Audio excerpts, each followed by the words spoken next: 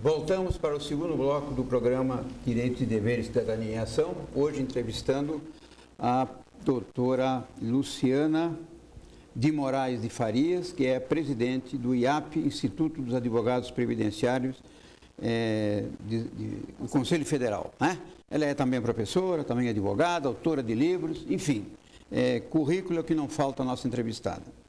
Lembrar apenas ao telespectador, ajude-nos a fazer a pauta do programa, mandando e-mails, sugerindo assuntos novos a serem discutidos, tirando alguma dúvida que a gente possa tirar por e-mail.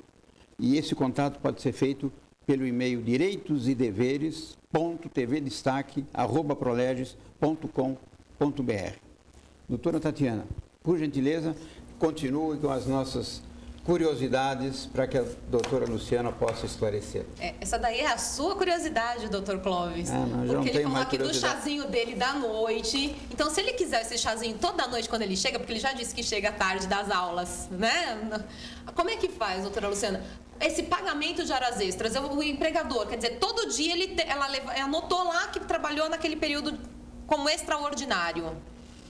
Como ele faz o pagamento? Vai ter que desembolsar essas horas extras de uma vez só? Não vai ter que desembolsar de uma vez só? Na empresa tem um banco de horas. E em casa? Com a doméstica. Então, vamos lá. Primeira coisa, se o seu chazinho for depois das 10 da noite, vai entrar, além da hora extra, vai entrar o adicional noturno. Eu vou tomar chá às 5 da manhã. Então, assim... Eu tô fora. Então, assim, até as 22 horas, a hora extra é contada. Como que se paga essa hora extra? 50% sobre o valor do salário normal. Então, como que se calcula o valor da hora extra? Então, você vai pegar o salário da sua empregada e vai dividir por 220.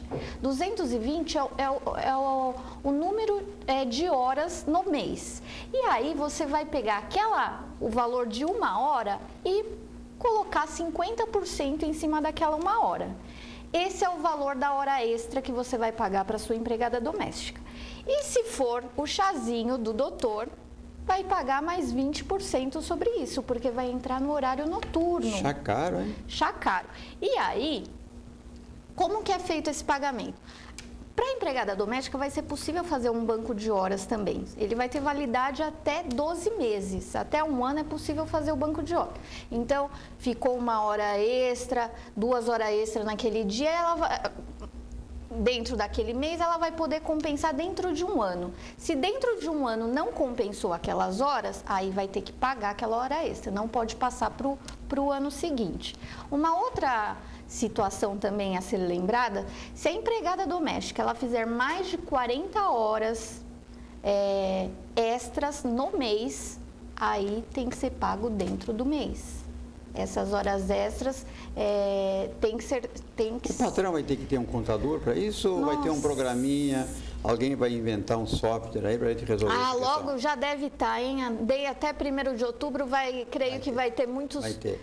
Muito programinha aí. Vamos falar a verdade. Já tem até um aplicativo que se coloca no celular para que o empregador de hora faça. E de cálculo de salário. Justamente. Porque é complicadinho, vamos falar a verdade, né? E assim, é importante também, tanto para o empregado como para o empregador, que tenha o controle de horário, entrada e saída, que pode ser manual ou pode ser eletrônico. Para o empregado doméstico, como não são tantos empregados domésticos, aquelas casas enormes, enfim, faz um controle de ponto manual, mas é importante que tenha esse controle, tanto para o empregado como para o empregador. Doutora Luciana, a gente está falando de pagamento. Duas questões que eu acho que... Como é que... você falou do pagamento, por enquanto, no GPS, né? A gente sabe que vence todo dia 15, né? Esse vencimento dessa guia vai continuar sendo no dia 15? E se extrapolar as alíquotas, os valores, vai ter dedução de imposto de renda? Como é que funciona? Isso, boa pergunta.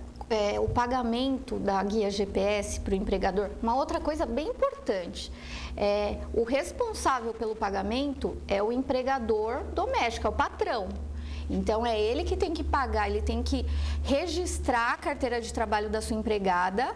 Só o registro Apenas o registro não tem valor. Junto com o registro, ele tem que fazer a guia GPS e pagar todo mês até o dia 15. Se passar do dia 15, ele vai ter multa em cima daquele valor. Multa e juros em cima daquele valor. Agora, uma coisa importante, já assim, indo para o lado do empregado. Mesmo que o patrão não pague a guia GPS, a sua contribuição social, o seu INSS, o empregado ele não pode ser prejudicado pelo não pagamento das contribuições pelo patrão.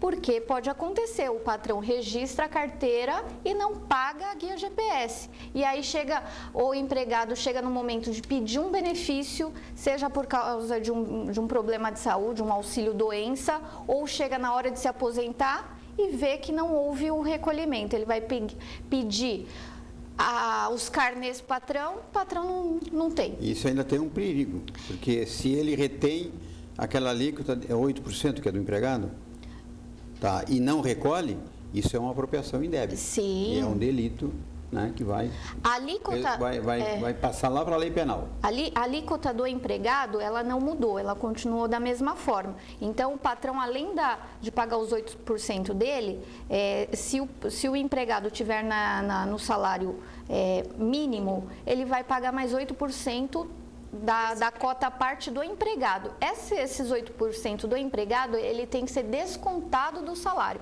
Então, se o empregado recebe R$ 788, que é o valor do salário mínimo hoje, o empregador, o patrão, ele vai pagar 8% de 788 com relação ao INSS, mais 8% que vai ser a parte descontada do 780. Deduzida dessa folha de pagamento desse empregado. Isso, então o empregado vai receber R$ 788 menos 8%, porque é a parte dele. É a parte dele. E se o patrão descontar e não pagar, aí apropriação indébita. E se o patrão pagar o salário inteiro e não descontar, ele vai ter que pagar em dobro. As empresas fazem isso com muito costume e normalmente não acontece nada. Mas pode ser que um de nós, cidadãos comuns, como empregador doméstico, se fizer a retenção desses 8%, pode ser que venha a sofrer uma sanção penal no futuro. Né? É bom alertar. Só um alerta, eu acho que acaba não acontecendo nada por causa até de uma multa que tem na própria CLT que diz que ele pode pagar isso até com as verbas incontroversas que são pagas na primeira audiência. Então, se ele deposita, ele não está incorrendo na apropriação indébita vamos colocar dessa assim, contribuição. Desta contribuição. E com relação ao imposto de renda, tem a dedução? Tem a dedução.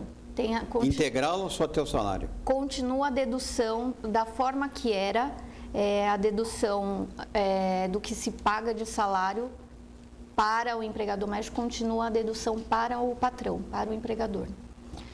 E as diaristas, doutora? As diaristas têm uma deriva? Então, nada de legislação para elas? As diaristas, então, ficou agora sacramentado que até 2 dias por semana, diarista.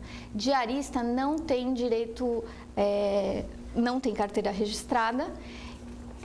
Aí, a diarista que quiser integrar ao rol das pessoas protegidas pelo INSS, quiser ter a proteção do INSS, fica aqui uma orientação que elas devem recolher por conta própria o carnê GPS, só que ela vai recolher na forma de segurado facultativo. Segurado facultativo. E vai ter a mesma proteção de auxílios? Ela terá a mesma proteção que os outros segurados. E aí ela tem várias formas de contribuir. Se ela quiser contribuir com um valor superior ao salário mínimo, ela vai recolher 20% sobre o valor que ela optar recolher. Então, sempre assim, a pessoa pergunta, eu quero me aposentar com R$2.000. Por quanto eu tenho que recolher? Se você quer se aposentar por R$2.000, você tem que recolher pelo menos por R$2.000. Aí, quanto que se recolhe? 20% sobre esse valor. Aí entra a alíquota menor, que é de 11%, para aquela pessoa que for recolher sobre um salário mínimo. Então, você diarista, que você está fora de proteção social e você queira ter essa proteção, pensando no seu futuro, prevenindo o seu futuro, a Previdência Social é isso. Então, você pode recolher 11% sobre o salário mínimo. E ainda, Aí não entraria diarista, porque daí já entraria a dona de casa. Exatamente. A dona de casa ainda poderia pagar 5% do salário mínimo. Exatamente. E até aproveitando para complementar, tem que deixar bem claro para essa empregada doméstica que o seu salário que você está contribuindo não é o salário que vai ser do seu benefício. Porque aí entra uma série de fatores na hora do cálculo dele, para essa renda mensal inicial. Uma coisinha que me ocorreu agora. Por essa definição de tempo, uma diarista, ela pode ser diarista numa casa e pode ser empregada doméstica em outra, com contrato? Pode. Ou pode ser empregada em 2 casas, desde que ela trabalhe 3 e 3. Ou ela pode trabalhar 3 dias numa casa e 3 dias na outra. É possível. Com 2 contratos de trabalho. Sim, é possível. E pode trabalhar com contrato com 3 dias e pode trabalhar diarista com outro contrato, ali sem contrato, obviamente. É possível. Voltando nessa questão do simples, que eu acho que é o que dia 1 veio como uma grande dúvida, nós falamos até então de guia. O simples também vai ser uma guia, e nem um carnezinho laranja, ou vai ser diferenciado? Então, é tudo uma coisa que está por vir. Então, acredito eu que vai ser como Simples Nacional, que seja uma guia, sim, não como o carnê GPS, porque o carnê GPS a gente compra em qualquer papelaria. Do Simples Doméstico vai ser, creio eu, porque ainda não está regulamentado, mas assim como o Simples Nacional, vem uma guia onde vem toda a tributação naquela guia. É como se fosse uma guia GPS, uma guia única, onde paga todos os tributos com relação ao empregador. Isso é a coisa boa da história, pela facilidade que vai trazer. Não, eu estou até fazendo essa pergunta para a doutora Luciana, porque cogita-se, né, uma coisa assim que eu acabei lendo, eu até para confirmar, né, para ver se a gente corrobora desse mesmo entendimento do que vem lendo a respeito desse simples, que parece que vai ser um eletrônico e através da Caixa Econômica Federal. Então, até para as pessoas ficarem atentas, dessa forma que a gente vai ter que acabar caindo nessa forma informatizada de recolhimento. Eu acho que é interessante, quando for em outubro, a gente ter novamente essa conversa aqui para a gente estar esclarecendo o que ficou definido ao nosso público para orientar. Porque isso daí vai ser obrigatório, a pessoa vai... E assim, seja... Já fica pessoa convidada para quando esclarecer, porque na verdade pode ser que esclareçam até antes, né? Sim. E a gente não tem... outubro seria o tempo máximo para regulamentar, né? Sim, até 120 dias. Agora, doutora, você falou que houve uma mudança no índice de contribuição. Essa mudança foi pequena, mas houve menos arrecadação. Isso vai trazer algum prejuízo, de alguma forma, para a doméstica quando ela se aposentar ou não? Não, nenhum prejuízo vai ser... a doméstica vai ter nessa diminuição de alíquota. Porque o que vale é a base de cálculo. A base de cálculo é o salário que ela recebe. Isso daí não diminuiu. O que diminuiu é o valor que vai para o cofre da Previdência Social. Ela não vai sofrer prejuízo no valor da sua aposentadoria. E é importante esclarecer, porque é uma pergunta cotidiana que a gente tem. Mas a empregada doméstica só tem direito de receber um salário mínimo? Só tem o direito de me aposentar com 65 anos? Ela tem o mesmo direito das aposentadorias do trabalhador urbano. Os mesmos. Se ela receber um salário maior que um salário mínimo, na hora do cálculo da aposentadoria dela, ela pode sim receber uma aposentadoria com valor superior ao mínimo. Certo. Não está limitada nesse valor. Então, ela não tem prejuízo com essa diminuição. Na verdade, eu sempre vejo que o empregado doméstico sempre fica atrás dos direitos trabalhistas. Eu acho que agora tivemos um avanço. Né? Ela, pelo menos, está mais ou menos equiparada aos trabalhadores de uma forma geral.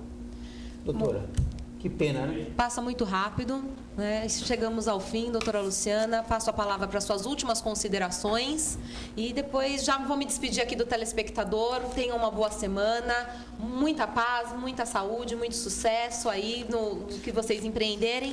Doutora Luciana fará as últimas considerações e eu passo a palavra para o doutor Clóvis também se despedir. Passa muito rápido, quando a gente começa a falar de um assunto assim, a gente se empolga, né?